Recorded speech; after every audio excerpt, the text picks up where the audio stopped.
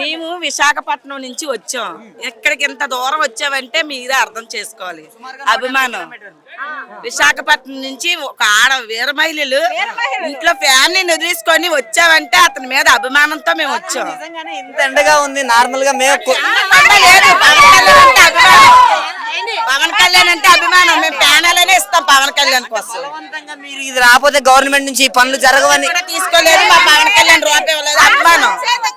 అభిమానం కొద్ది మేము వచ్చాము అంతే. మాకు అభిమానం. పవన్ కళ్యాణ్ అంటే ఇష్టం, ప్రేమ, గౌరవం, ఒక మర్యాద, ఒక ఇలువు. ఆడ మనిషి రోడ్డు మీద వెళ్తుందంటే ఈ రోజుల్లోనే ఈ పార్టీలోనే రోడ్డు మీదకి వచ్చింది. ఒక ఆడ మనిషికి కాదు ఒక ఆడ మనిషికి ఇలువ దొరికిందంటే ఒక పవన్ కళ్యాణ్ వల్లే. జనసేనలోకి వచ్చిన తర్వాత ఆడదానికి ఇలువ దొరికింది. పవన్ కళ్యాణ్ అంటే తగ్గేదేలే, ఆ సమస్య లేదు.